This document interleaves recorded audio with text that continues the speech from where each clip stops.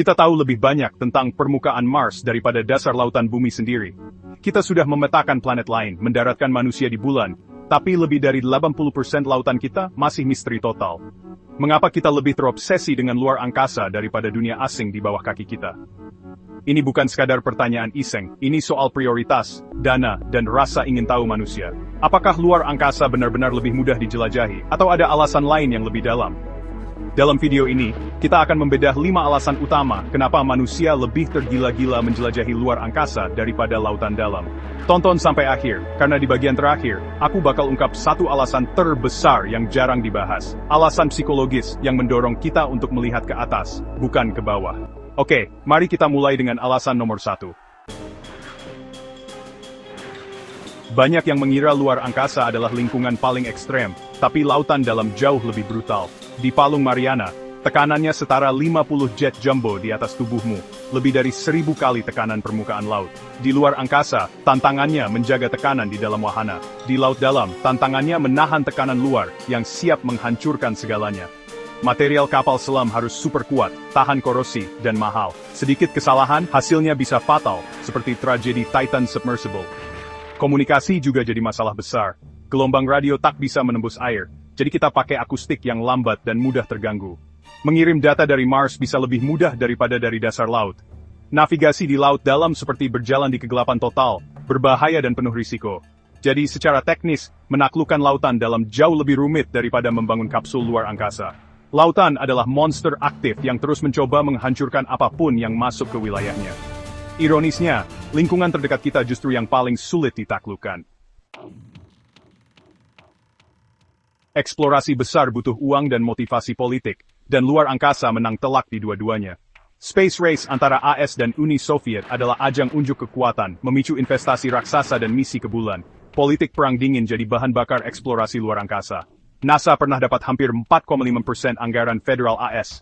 Bandingkan dengan eksplorasi lautan, tak pernah ada ocean race, tak ada momen Sputnik, tak ada urgensi politik.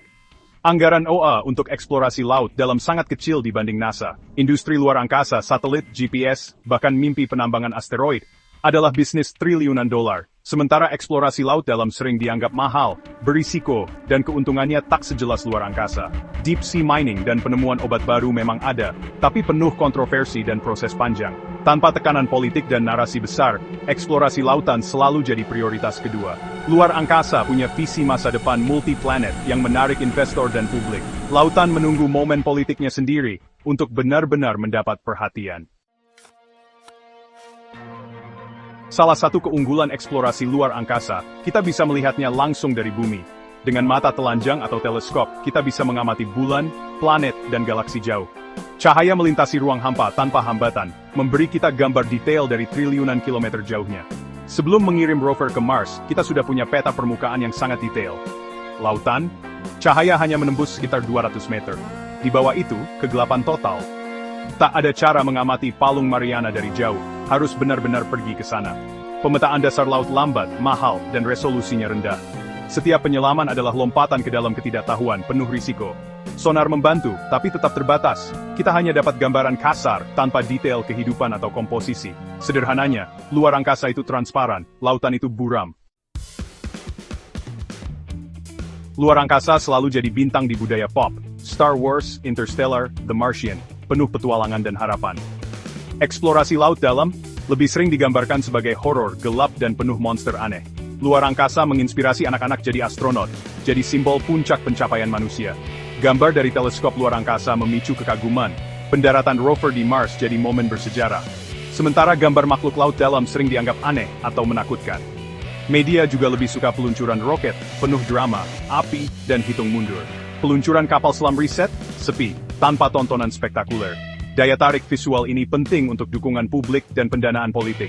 Visioner seperti Elon Musk dan Jeff Bezos menjual mimpi luar angkasa, tapi hampir tak ada miliarder yang menjual mimpi hidup di dasar laut. Narasi lautan sering soal masalah, polusi, overfishing, bukan mimpi besar. Dalam pertarungan narasi, bintang-bintang selalu lebih bersinar daripada kedalaman laut. Inilah alasan terbesar, psikologi manusia dan cara kita memandang masa depan.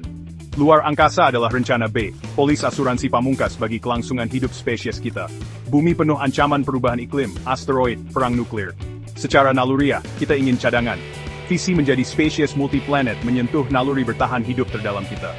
Eksplorasi Mars atau bulan bukan sekadar rasa ingin tahu, tapi soal memastikan manusia tak punah. Eksplorasi lautan, fokusnya memperbaiki rencana A, menemukan sumber daya, memahami iklim, melindungi keanekaragaman. Tapi narasi perbaikan kurang menarik dibanding mimpi awal baru di planet lain. Manusia lebih suka mimpi besar dan pelarian daripada tugas memperbaiki rumah sendiri. Luar angkasa adalah tentang transendensi, menaklukkan batas. Lautan adalah tentang memahami dan merawat. Keduanya penting, tapi narasi transendensi lebih memikat imajinasi kolektif kita. Kita sudah tertarik dan berating dan berpaitehan yang berhanan tiga, bagaimana hidup lebih baik sekarang. Jadi, itulah 5 alasan utama kenapa kita lebih fokus ke bintang daripada palung samudera. Tantangan teknis, dorongan politik, kemudahan observasi, daya tarik media dan narasi luar angkasa sebagai rencana B. Tapi apakah ini pilihan bijak? Dengan 80% lautan masih misteri, mungkin kita mengabaikan solusi besar untuk bumi. Sebelum bermimpi pindah ke planet lain, mungkin kita harus memahami dan merawat rumah satu-satunya ini. Menurutmu, mana yang lebih prioritas, eksplorasi luar angkasa atau lautan? Tulis di komentar. Jangan lupa like dan subscribe untuk konten science mind-blowing lainnya. Terima kasih sudah menonton, sampai jumpa.